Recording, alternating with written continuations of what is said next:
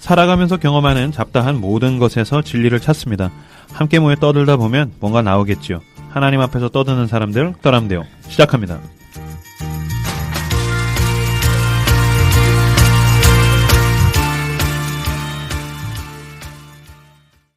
네, 반갑습니다. 떠람대오입니다.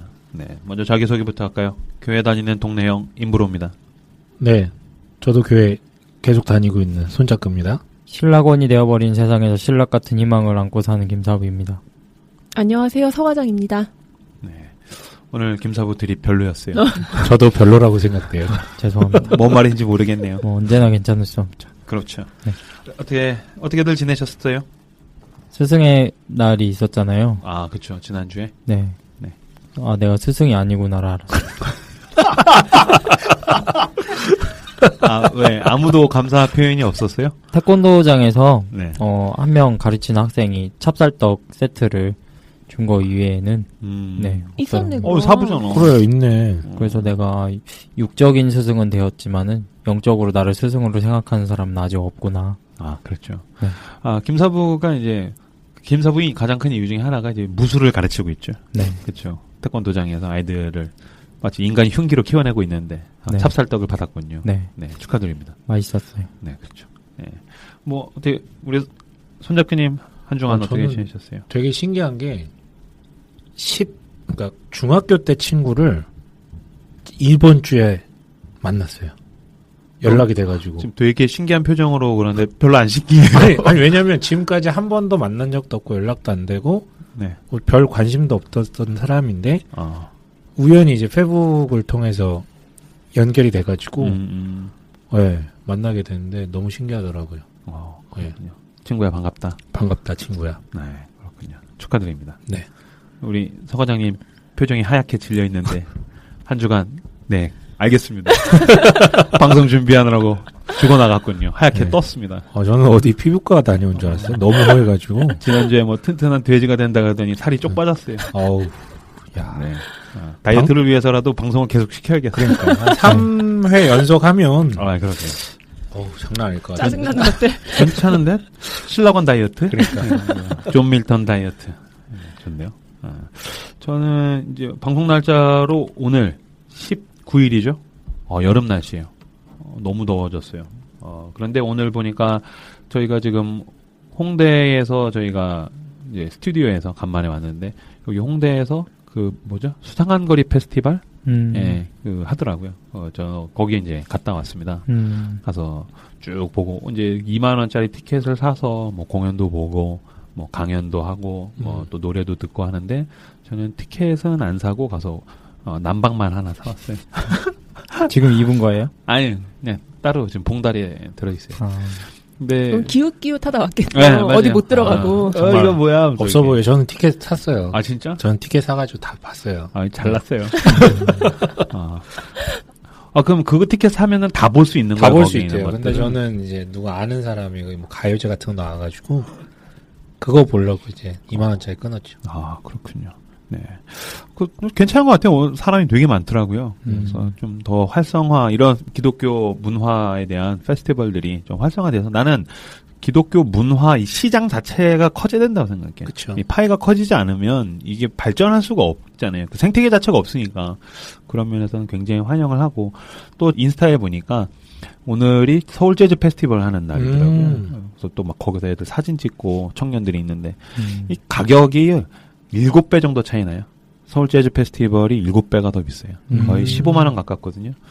저도 갔다 왔는데 환상적입니다. 서울 재즈 페스티벌은. 거기 갔다 오셨어요? 예전에. 예전에. 몇 년 전에.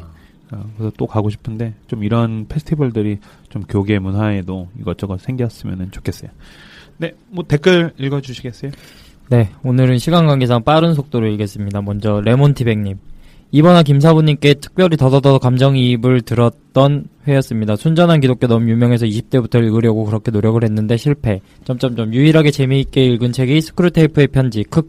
그건 이해가 됐거든요. 순전한 기독교 읽으면 나의 독해력을 한탄하다, 나의 무식에 괴로워하다, 나를 인정하고 책을 덮어.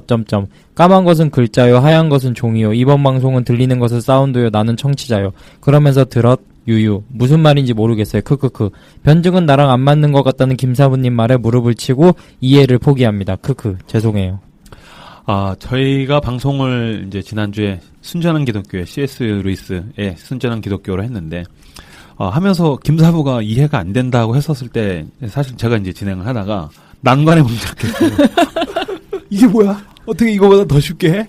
이걸 왜 못 알아듣지? 그래서 이거 어떻게 해야 되나 막 그러는데, 오히려 막 거기서 너무 막 위로를 받으시는 것 같아서, 사실 저희 패널들 같이 이 부분에 대한 이야기가 정말 야 놀랍다. 어떻게 이런 거에 사람들이 공감을 하느냐. 상상도 못했다.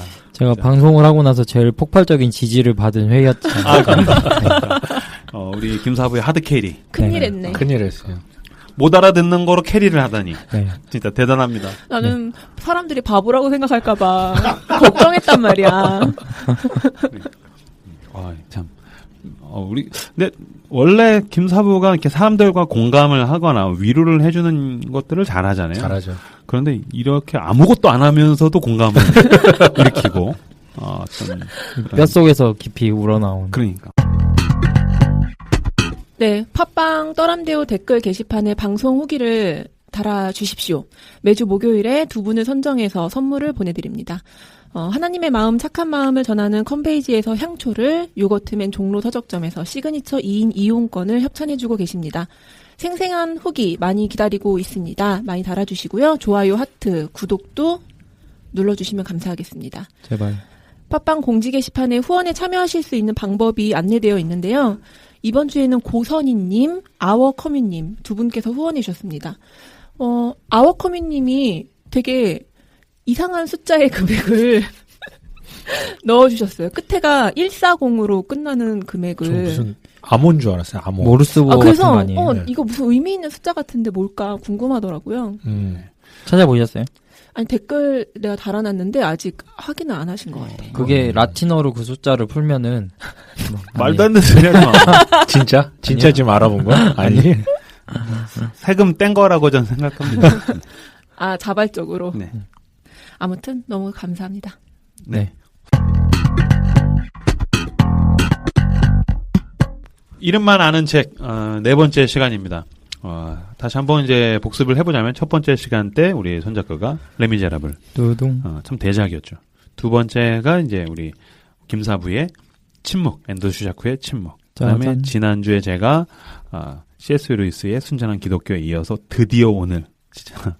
난 레미제라블이 제일 빡세일 줄 알았는데, 굉장한 거를 우리 서 과장님이 늘 뭐 자료에 충실하신 분이시니까 굉장한 내용을 들고 왔습니다. 얘기를 해주시죠. 저는 존 밀턴의 신라권을 들고 왔습니다. 두둥. 원래 알고 계시는 분이 계셨나요?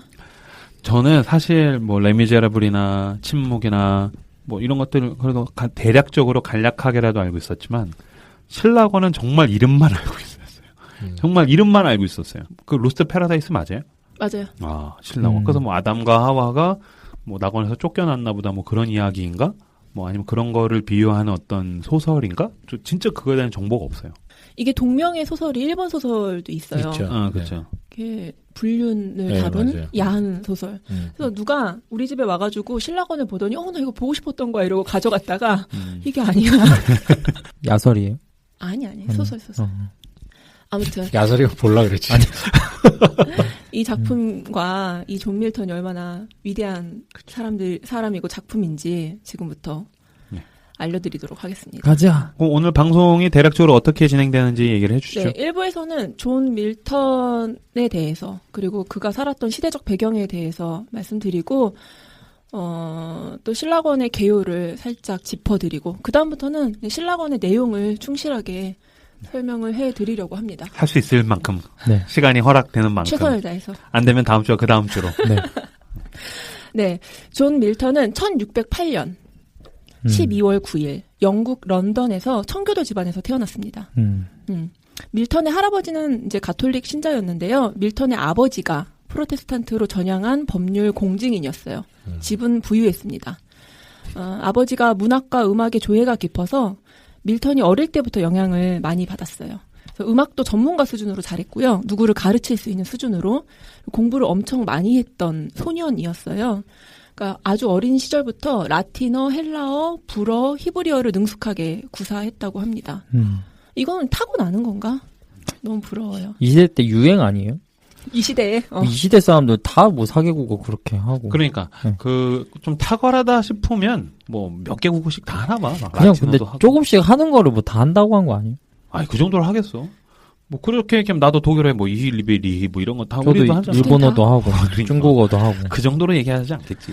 아무튼 그는 책을 너무 좋아해서 12살 이후로는 자정 전에 서재를 떠나본 적이 없대요. 야. 12살. 그러니까 자정 전이면 밤 12시까지 책을 읽었다고? 그렇죠. 그 전에 서재를 떠나본 적이 없다고 합니다. 아, 재수없는 스타일이구나. 네. 내 건데. 그러니까 너 재수없다고. 죄송합니다. 영국의 찰스 1세가 즉위한 해에 밀턴이 17세였는데요. 캠브리지 대학에 입학을 합니다. 근데 옥스퍼드는 좀 보수적이고 왕당파적인 색채가 강해서 좀 더 진보적이고 청교도적인 캠브리지로 진학을 했다고 해요. 재학 시 밀턴의 별명이 얼굴이 곱상하고 행실이 단정해서 캠브리지 레이디였다고 합니다. 오. 되게 잘생겼다고 그러더라고요. 네. 꽃미남. 근데 이제 계속 얘기하겠지만 밀턴의 삶은 좀 투사적 삶이었어요. 그래서 겉으로는 뭐 숙녀 같았을지 모르겠지만 와일드한 사람이었습니다. 대학 다닐 때도 구태의연한 중세기적 대학 제도에 반항을 하다가 한 학기 정학 처분을 받기도 했다고 해요. 어릴 때부터 글을 많이 썼고요. 1632년에 문학 석사를 받고 캠브리지를 떠나서 호튼에 있는 아버지 별장으로 가가지고 5년 동안 고전 연구를 합니다. 너무 부럽죠. 대단하다. 그리고 1638년에 이제 유럽 여행을 막 하다가 이제 국내에서 내란이 일어났다는 소식을 듣고 여행을 중단하고 귀국합니다. 내가 이럴 때가 아니다 하고. 그래서 밀턴이 들어왔을 때 이미 이제 내란이 평정된 상태였고 조용히 정세를 관망하기 시작합니다. 당시 영국은 찰스 1세 왕당파와 의회파의 싸움이 치열했어요. 의회가 엄연히 존재하는데 왕당파는 의회를 무시했고 왕권 신수설을 이제 주장하고 그랬어요. 국교를 강제해서 종교의 자유가 실질적으로 없었다고 합니다. 청교도들이 의회파에 많이 가담하고 있었기 때문에 국교와 청교도의 싸움이라고도 봅니다. 청교도 혁명이라고 하잖아요. 그 시기였던 거예요. 그 청교도 혁명 시기 뭐 올리버 크롬웰 그때 사람인 거죠? 맞아요. 그 이제 청교도 혁명 1, 2차 내전 이후에 왕당파가 패배를 하면서 이제 찰스 1세가 사형을 당합니다. 영국은 크로멜이 이끄는 공화국이 돼요. 밀턴이 이때 크로멜의 라틴어 비서관으로 정치에 입문을 하게 됩니다. 근데 이제 지나친 경무에 시달리면서 1650년대에 실명을 하게 돼요. 에? 실명을 해요. 헐. 그러니까 어릴 때부터 되게 늦게까지 책을 봤잖아요. 그게 직접적인 원인이었다고 해요. 아예 눈이 멀어버려요. 그러니까 밤에 책 보면 안 돼요. 그러니까 내가 눈이 나쁘잖아. 왜 그렇겠어? 책을 게임 많이 봐서. 해서 게임 많이 해서. 그러니까. 아무튼 크로멜 공화정은 순탄하지 못했습니다. 의회파 내부의 갈등이 있었기 때문인데요. 이제 크로멜이 의회를 탄압하고 독재에 가까운 권력을 휘둘러서 사람들의 원성을 샀어요. 그래서 크로멜이 죽고 아들이 세습을 했는데 아들은 결국 그 대립사태 수습을 못했습니다. 결국엔 찰스 2세가 런던으로 돌아와가지고 1660년에 영국은 다시 왕정 복구가 됩니다. 다 아는 얘기죠? 그럼요. 찰스 2세는 크로멜 일파에 대해서 보복을 시작했어요. 당연히 이제 밀턴은 한따까리 하던 사람이었기 때문에 사실은 사형을 당했어야 되는데 체포당하고 재산을 몰수당하고 감금되는 선에서 끝났어요. 왜냐하면 왕당파에 닿아 있는 연줄이 있었어요. 그래서 이제 지인들의 구명 운동을 통해서 사형은 면했고요. 또 시력을 잃었기 때문에 그 왕정에 해가 되지 않을 거라고 판단해서 목숨을 부지하게 됩니다.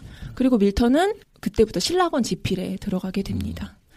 간단히 가족사를 알려드리면요. 결혼을 3번 했어요. 그렇게 많이 했어요? 3번 했습니다.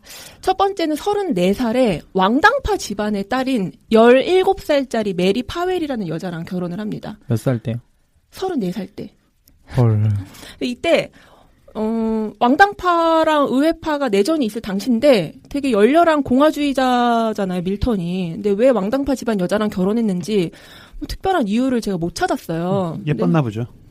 그랬을 수도 있고 또 이때 왕정 복구되고 밀턴을 위해서 구명운동 했던 사람 중에서도 왕당파가 있었다고 했잖아요. 그러니까 노선이 달라도 우정이나 뭐 지방 간의 정략이나 뭐 이런 거는 아니, 뭐 보험용으로 정세 보니까 이게 왔다 갔다 하겠다 싶으니까 이제 보험용으로 했을 수도 있고 그런 게 존재했던 게 아닐까 싶습니다. 그런데 이제 역시 나이 차이, 뭐 성격 차이, 집안 배경 차이를 극복하지 못했어요.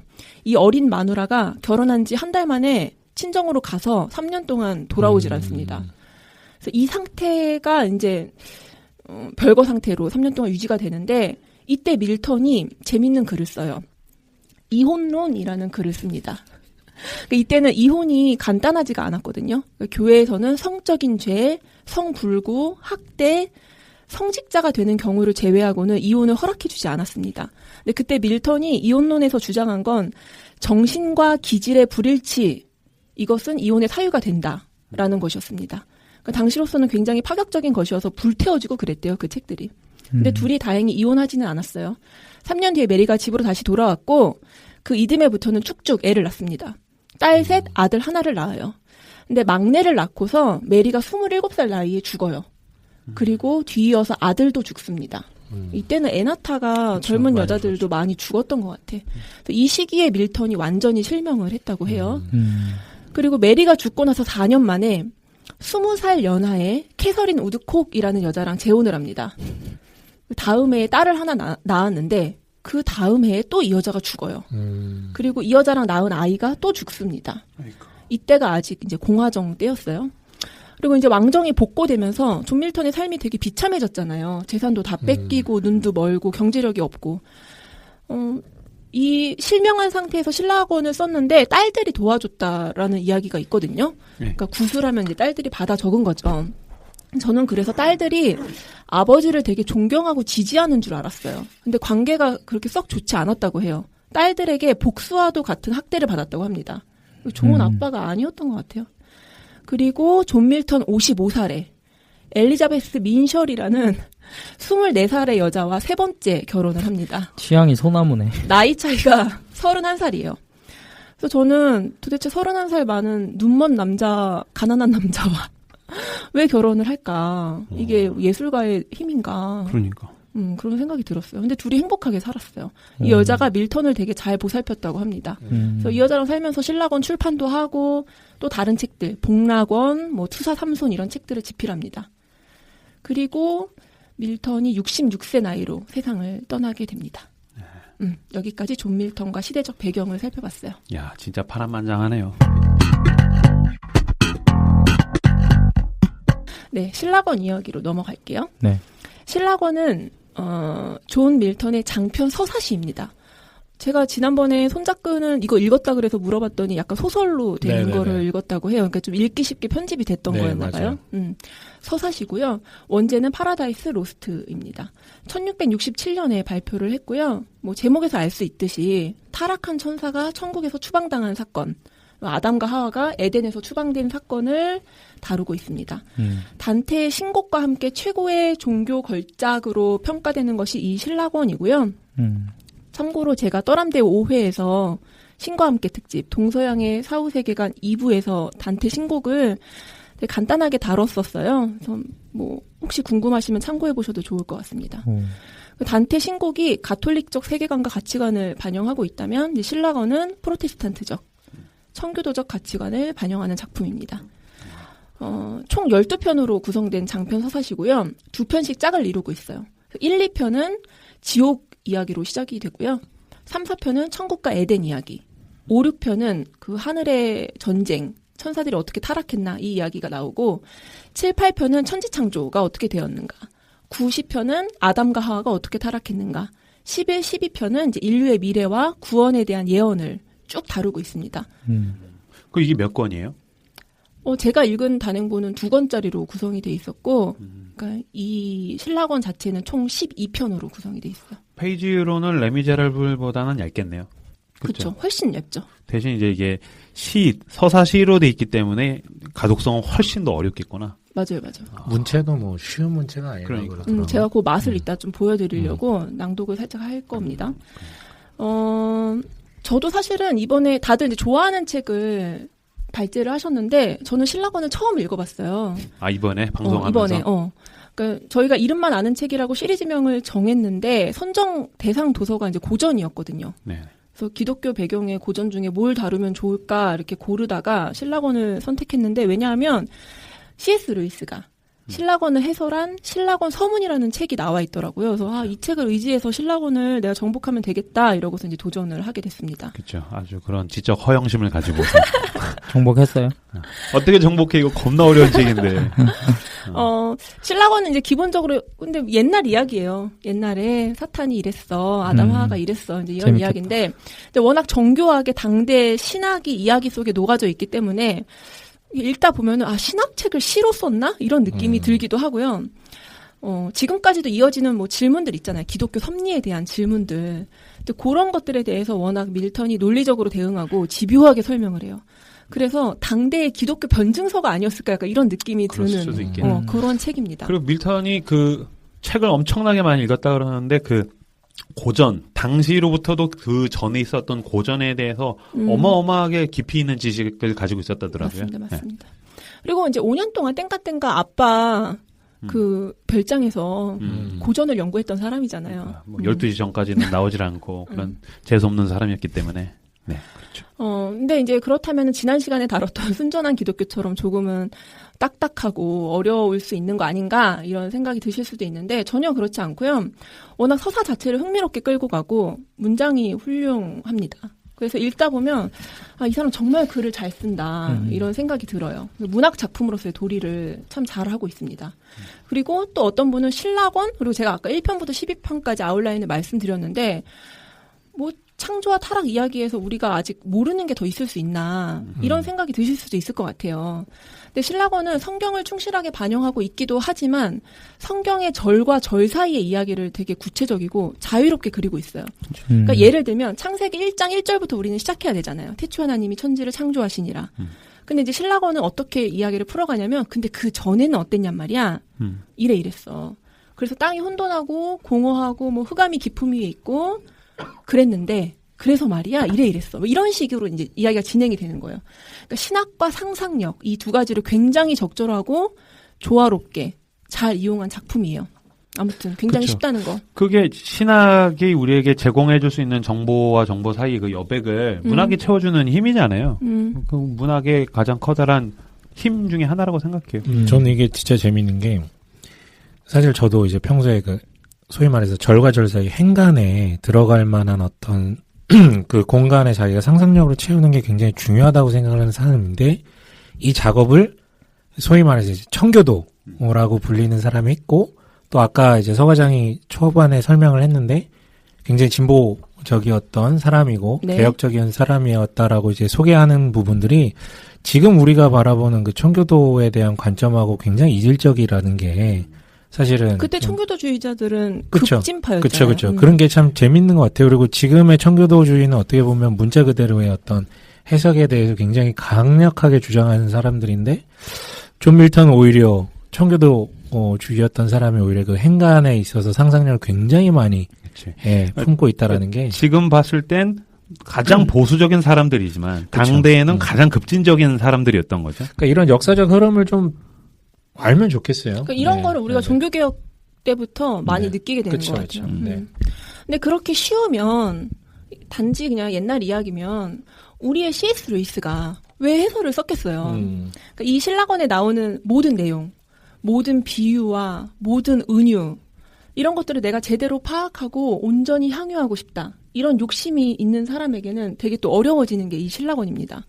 저는 어쨌든 발제를 맡았기 때문에 잘 소화하고 전달해드리기 위해서 이제 C.S. 루이스의 신라권 서문을 먼저 읽고 그 다음에 이제 존 밀턴의 신라권을 읽었는데요.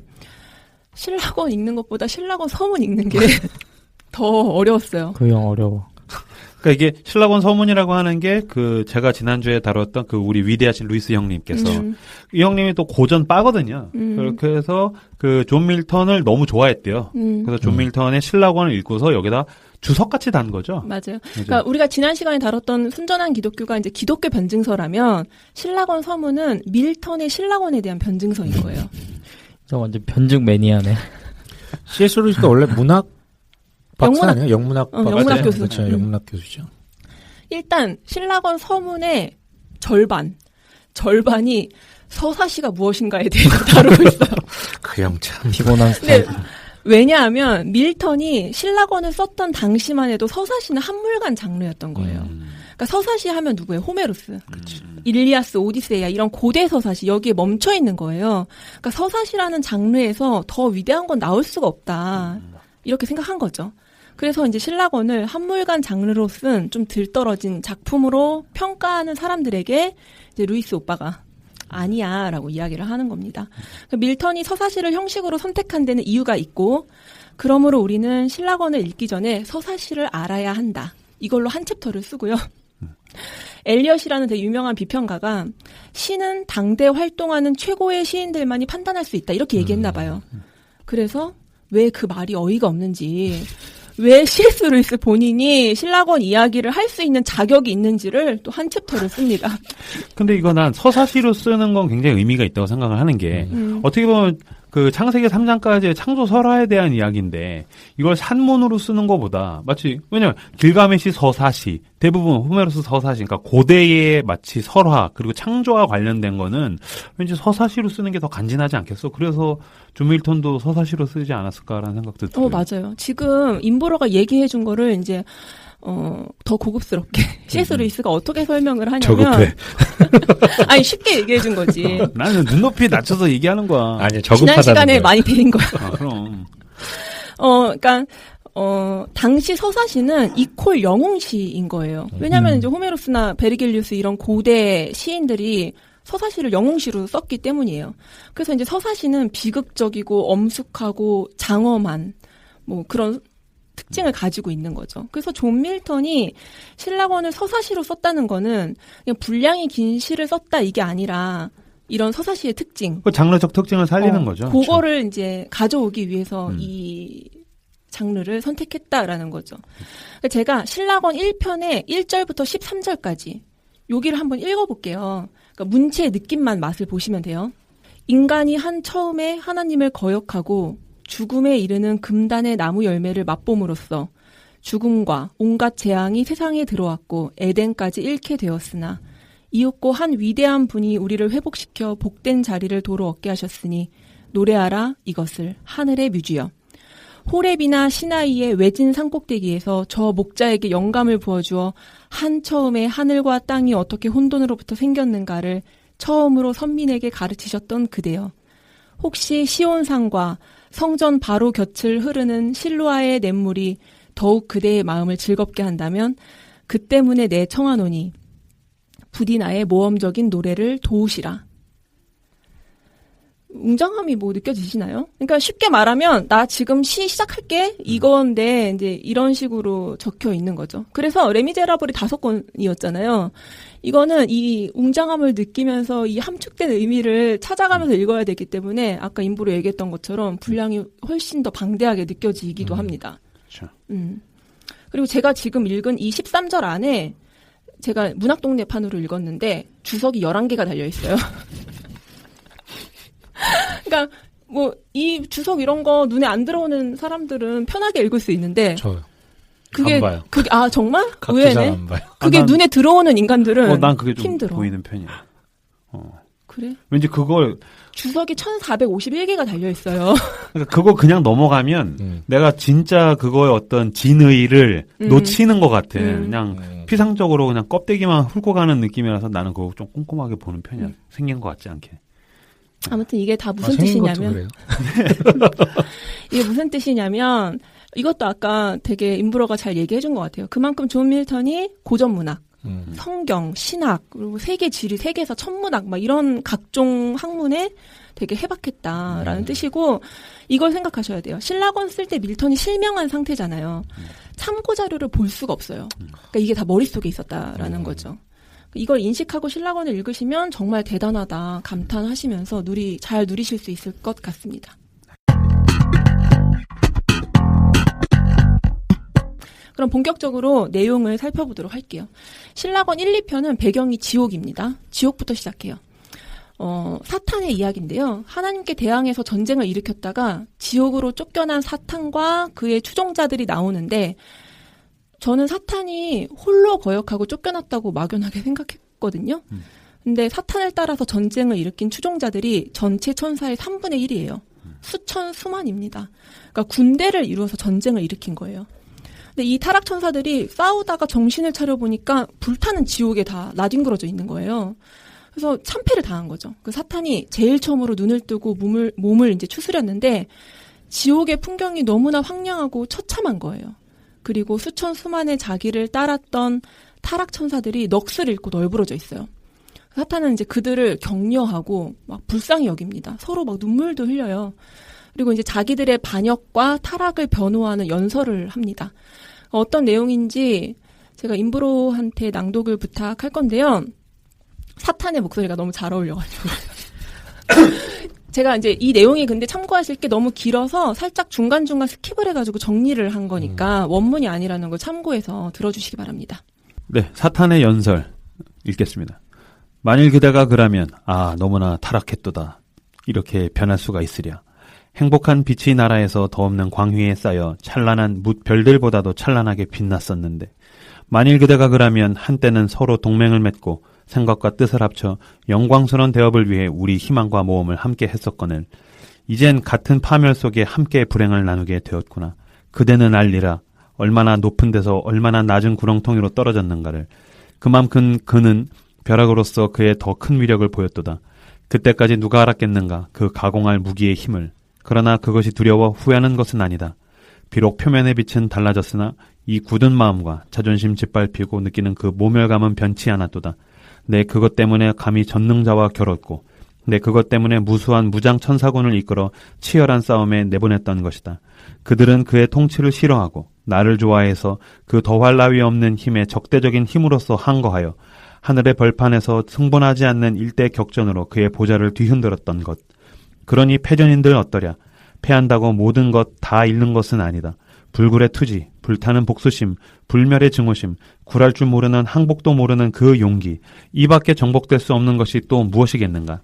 이런 영광은 그의 분노와 힘으로도 내게서 결단코 빼앗지 못하리라. 애원에 무릎 꿇고 허리 굽혀 자비를 빌며 조금 전까지만 해도 그의 주권을 위태롭게 했던 이 팔의 힘으로 그의 힘을 숭배한다면 참으로 비굴한 일이로다. 이는 이 타락보다 못한 불명예요 치욕이다. 잘 있거라 기쁨 길이 깃드는 그곳 복된 들이여. 오라 공포여 환영한다 음부여.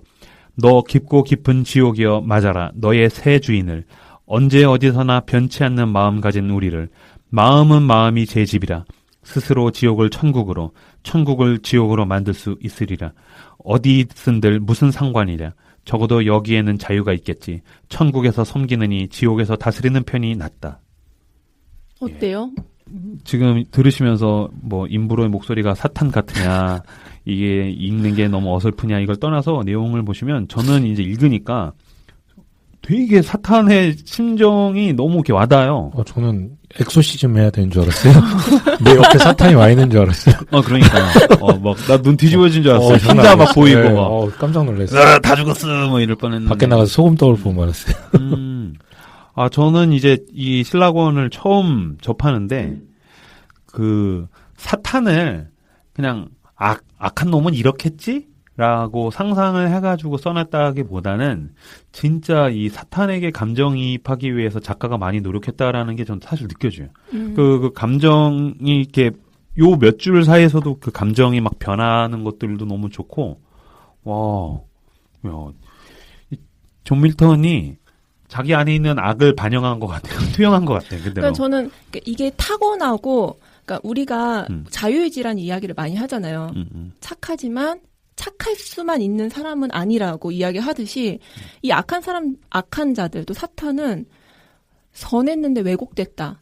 그러니까 선했던 어떤 그 본질을 가지고 악을 향하고 있다라는 게 너무 느껴지는 거예요. 그러니까 타고난 악이 아니라는 거. 그래서 사실 지금 이걸 읽으면서 솔직히 말씀을 드리면 내가 가지고 있었던 하나님에 대한 반감 같은 게 있잖아요. 누구나 가질 수 있잖아요. 내가 하나님께 좀 실망하거나 대들고 싶거나 그런 내 안에 있는 그 하나님을 향한 반감 같은 게 여기에 좀 매칭이 된다는 느낌? 그러니까 사실 어설픈 연극이나 어설픈 뭐 글이나 이런 거 보면 악마를 자기에게 없는 제외된 어떠한 악을 가지고서 상상해서 써내려가기 마련인데 이거는 누구나 자기 안에 있는 그 악과 마주하게 만든다는 느낌 같은 걸 좀 느끼는데요. 그쪽으로 촉이 많이 살아있나 보다. 장난 진짜 엑소시즘 해야 될 것 같아. 니네 조심해 다 죽어. 네. 다른 의견 없으시면 저 같은 경우에는 사실 이 글 자체에 대한 어떤 감상도 있기는 한데 아까도 언급했지만 그 시대 정신이라는 게 있잖아요. 뭐 왕당파든 공화파든 뭐 청교도든 성공회주의자든 관계없이 사탄이라는 것에 빙의를 해서 사탄의 심정을 대변하면서 이렇게 글을 쓰 내려간다라는 것 자체가 그 시대의 정신에 굉장히 위배되는 어떻게 보면 금기를 넘어서는 작업이 아닌가라는 생각이 갑자기 들었어요. 그러니까 이게 단순히 사탄이라는 데 빙의를 해서 이런 표현을 뽑아낸 것 자체에 대한 위대함도 있지만 그런 걸 누구도 시도해보지 못했고 그것이 불경건하다고 생각했던 때에 그 금도를 넘어서 이런 어떤 문학적 상상력과 이런 것들을 발휘하는 것들이 이 사람의 정말 대단한 점 중에 하나가 아닐까라는 생각이 갑자기 좀. 네. 실제로 존 밀턴이 너무 사탄을 매력적으로 그리고 있어서 이것에 대해서 논란이 되게 많대요. 그러니까 지금부터 이제 이후 말씀드릴 것들은 이제 사탄과 부하 천사들이 이제 우리 이제 어떻게 해야 되냐 이러고서 회의를 하는 장면인데 여기서 더 이 사탄과 타락 천사들의 매력을 보여드릴게요.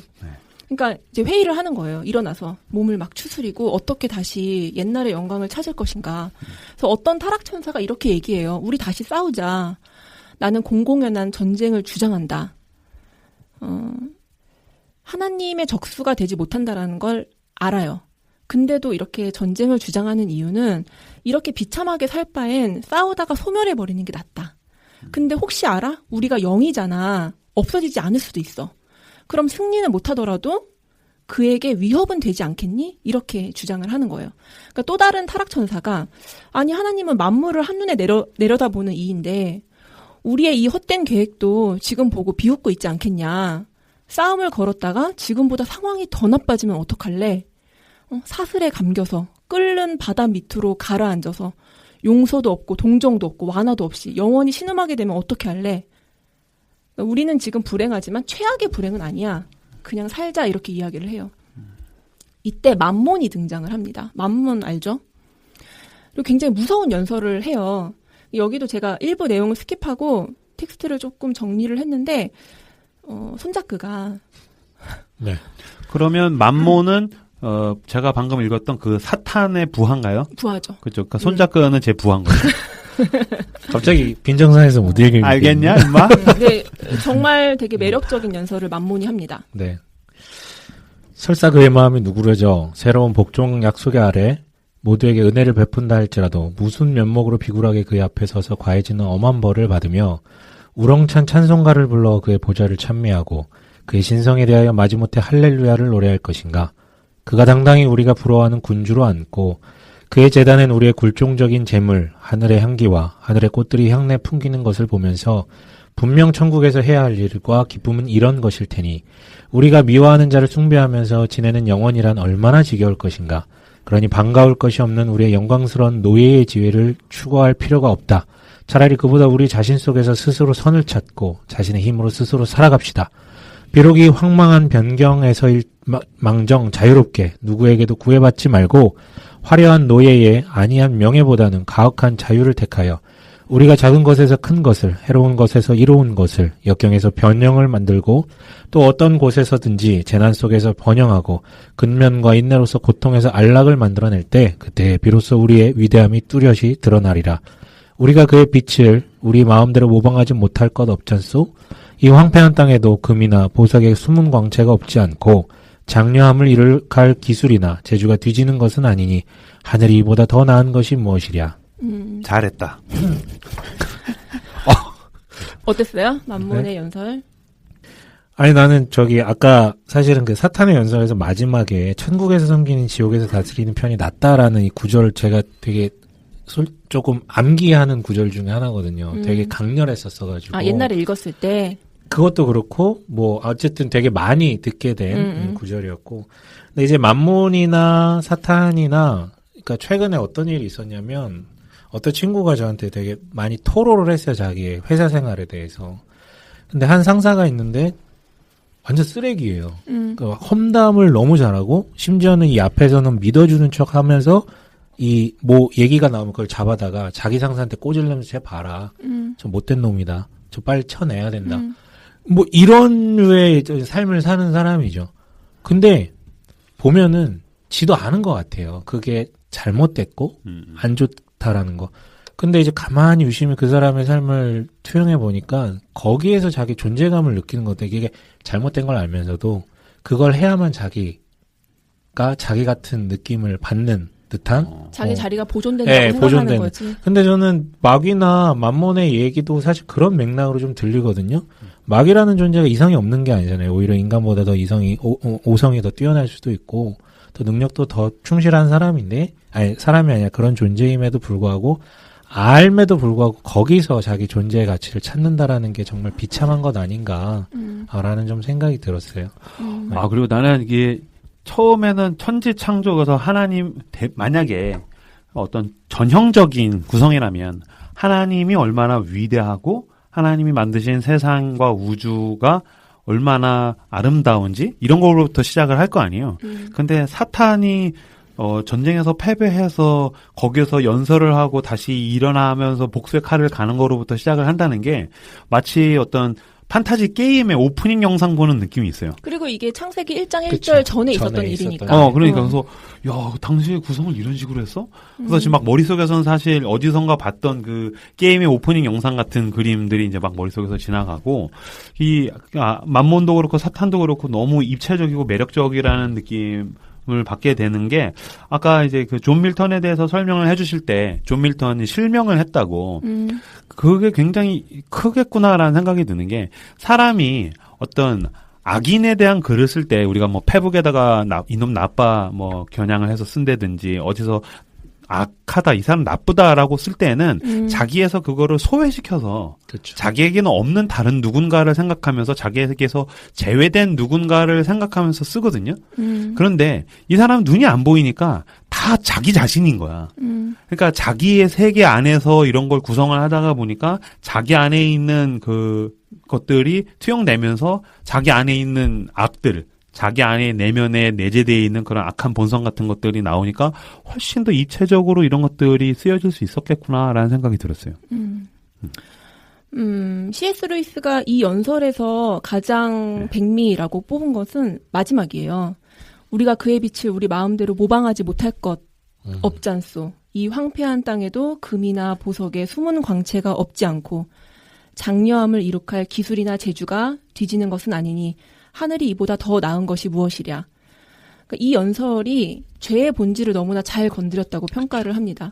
맘몬의 주장이 인간에게 너무나 자연스럽게 느껴진다는 거예요. 그러니까 이런 예를 들더라고요. 바람핀 남자가 있어요.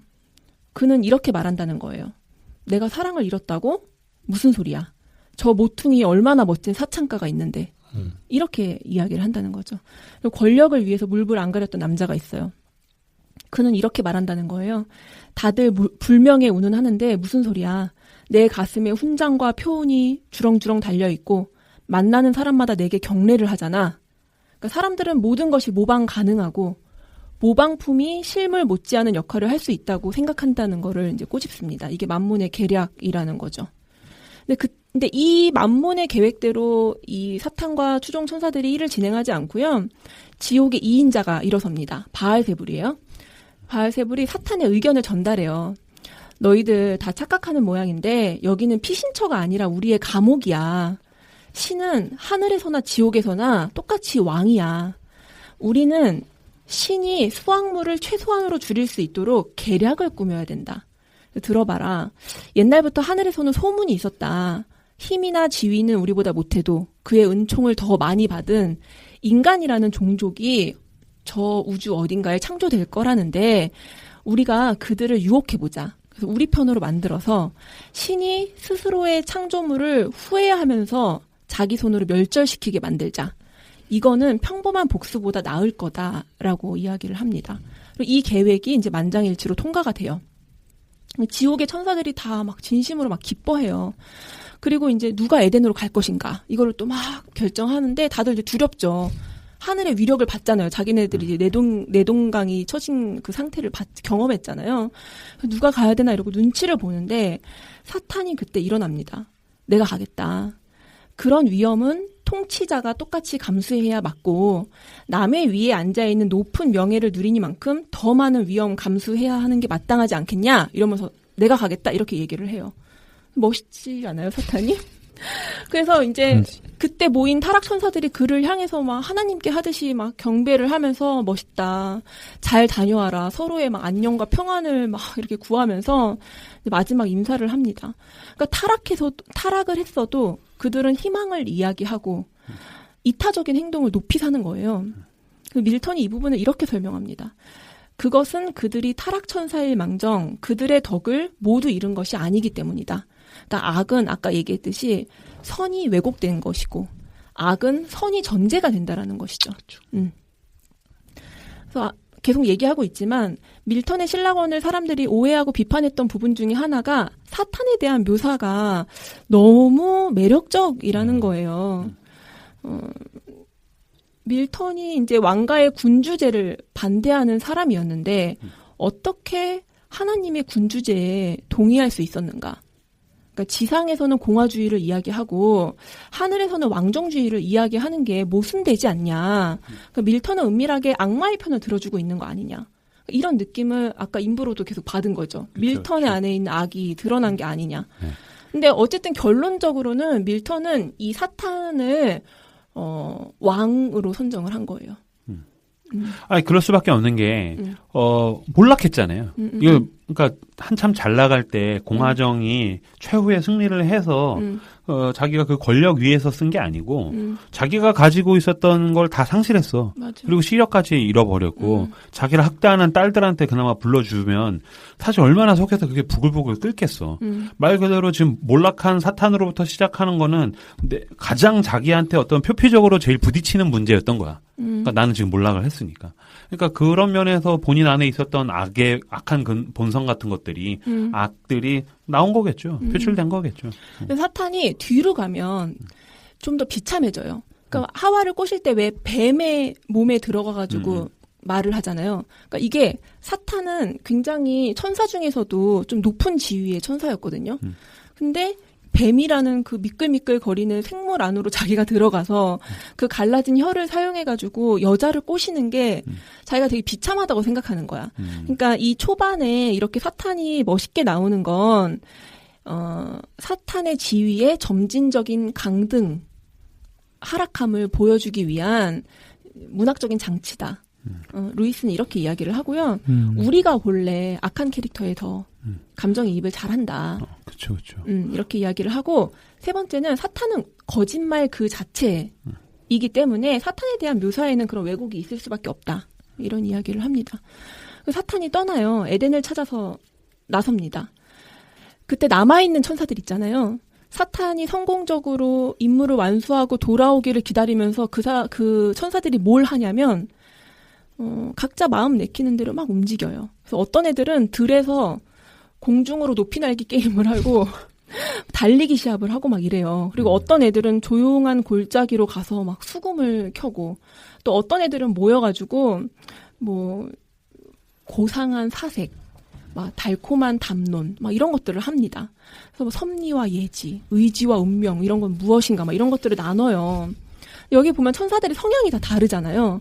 시간 나서 이렇게 놀고 있다는 건 제가 보면서 되게 습관 같은 거라는 생각이 드는 거예요. 그러니까 얘네들이 천국에서 하던 여가도 이런 게 아니었을까 갑자기 막 그런 생각이 드는 거라.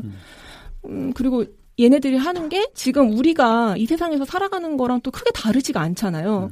저는 이 부분이 되게 섬뜩하게 다가오더라고요. 그러니까 내가 뛰어놀고 공부하고 먹고 마시고 이런 일들이 때로는 지옥이고 때로는 되게 천국의 모습이구나. 이런 생각이 들어요. 그리고 사탄이 신라권 전체적으로 내 마음이 지옥이다. 이 말을 진짜 많이 하거든요. 그러니까 하나님의 유무가 천국과 지옥이지 먹고 마시는 건 상관이 없다. 이런 생각이 들더라고요. 그런데 지옥은 하나님이 그들을 가둬놓은 감옥인데 어떻게 사탄이 그곳을 빠져나가서 에덴을 찾아갈 수 있는가? 뭐 이런 질문이 생길 수 있잖아요. 그렇죠. 사탄이 지옥문 가까이 가니까 괴물들이 막 바글바글한 거예요. 상체는 아름다운 여인인데 허리 아래로는 뱀의 형상을 한 괴물이 있고 그 주변에서 너무 혐오스러운 모습의 갯떼들이 막 짖고 있고 그리고 창을 휘두르는 또 다른 되게 거대한 괴물이 있었어요. 사탄은 그것들을 보면서 막 혐오합니다. 저것들은 뭔가 되게 의아하게 생각을 해요. 아, 그러니까 사탄이 지옥에 갔는데 사탄의 군대 전에 또 말고, 뭐가 있었던 거야? 그러니까 지옥문을 나가야 되잖아. 지금 갇혀 있잖아요. 그러니까 지옥문에 가까이 갔더니 이런 괴물들이 그 지옥문을 지키고 있는 거예요. 그래서 의아한 거예요. 저것들은 뭔가 내가 모르던 애들인데 그래서 창을 든 괴물이 사탄한테 와가지고 여기선 내가 왕이다. 내가 너의 왕이고 주인이다. 이러면서 대적을 해요. 그러니까 사탄이 막 분노에 휩싸여가지고 정말 큰 싸움이 막 일어나려고 하는데 그 되게 아름다운 여인, 하체는 뱀 같은 그 여자가 끼어듭니다. 그 싸움에. 그러면서 사탄에게 아버지라고 불러요. 당신의 외아들에게 무슨 짓을 하려는 거예요? 라고 이야기를 해요. 그리고 그 창을 든 괴물한테는 이 여자가 아들! 이렇게 이야기를 해요. 아버지한테 그러지 마! 라고 이야기를 합니다. 관계가 이상하죠. 그러니까 뭐 잃어버린 아들이야? 이게 무슨 막장 드라마야? 지옥에 갔더니 아들이 있었어? 그러니까 이 여자한테 사탄이 아버지인데 이 아들한테 이 여자는 엄마인 거야. 근데 사탄한테 이 창든 괴물도 아들인 거지. 그러니까 근친상간이 있었다라는 거예요. 그러니까 이게 무슨 내용이냐면 하늘에서 사탄이 반역하기 위해서 천사들과 회의를 할 때 갑자기 사탄이 핑 하고 쓰러져요. 그때 머리가 갈라지면서 아름다운 여신이 튀어나옵니다. 천사들은 그녀를 죄라고 불렀어요. 그러니까 처음에는 이제 그녀를 조금 불길한 징조로 여겼는데 차차 친근해지니까 모두들 그녀를 좋아하기 시작했습니다. 그러니까 처음에 죄가 어떻게 탄생했는지를 보여주고 있는 거예요. 사탄에게서 나온 거죠. 그리고 이제 사탄은 그녀를 통해서 사탄 자신의 완전한 모습을 발견하고 사랑에 빠집니다. 그리고 그녀가 임신을 해요. 근데 그때 하늘의 전쟁이 시작되고 반역자들이 다 지옥으로 떨어진 거예요. 근데 그때 그녀에게 하나님께서 벌로 사망과 음부의 열쇠를 임시적으로 맡기십니다. 그래서 거기를 지키고 있게 하세요. 그래서 이제 지옥문을 지키고 있는데 진통이 오는 거죠. 그때 낳은 괴물이 그 창을 든 괴물입니다.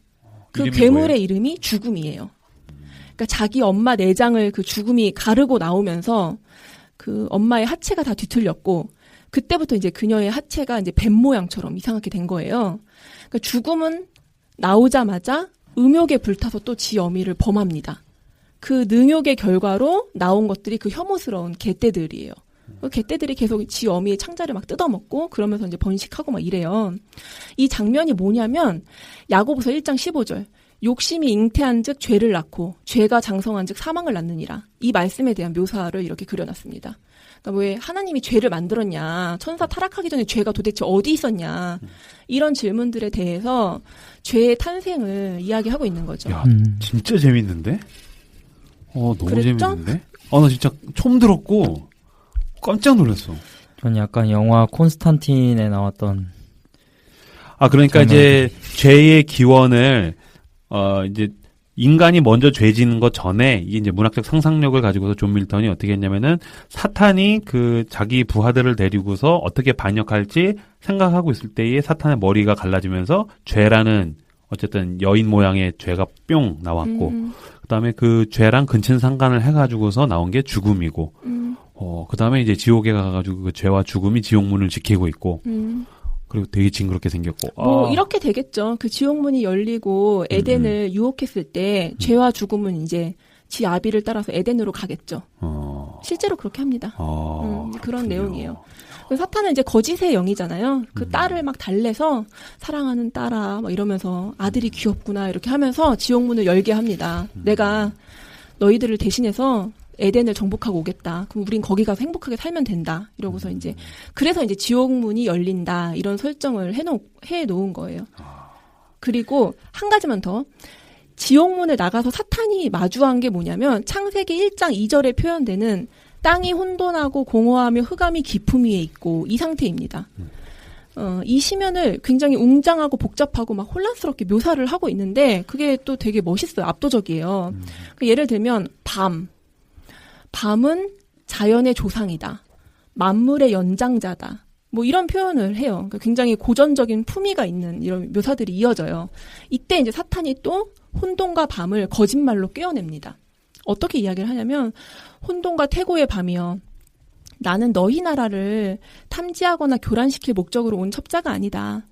하늘의 왕이 요즘 너희 영토의 일부를 빼앗아서 소유하지 않았느냐. 이게 무슨 뜻인지 아세요? 모르겠어요. 에덴을 만들었다는 거예요. 에덴을 만든 게 혼돈과 그 밤의 영역을 뺏어서 만들지 않았냐. 이렇게 거짓말을 하는 거예요. 내가 그곳에 가려고 하는 것이다. 너희들이 길을 알려주면 너희가 찬탈당한 그 땅을 되찾아서 너희 지배 아래로 되돌려주겠다. 이익은 너희들 것이고 복수는 내 것이 되리라. 이렇게 거짓말을 하고 혼돈과 밤이 길을 알려주게 됩니다. 이야, 너무 재밌습니다. 진짜 존 밀턴 형님, 만약 21세기에 살았으면 블리자드에 들어가서 게임 회사에서 완전히 히트를 칠 것 같은, 이야, 대단하네요. 네, 여기까지 1부 하고요. 좀 쉬었다가 2부에서 다시 이야기 나누도록 하겠습니다. 쉬시죠.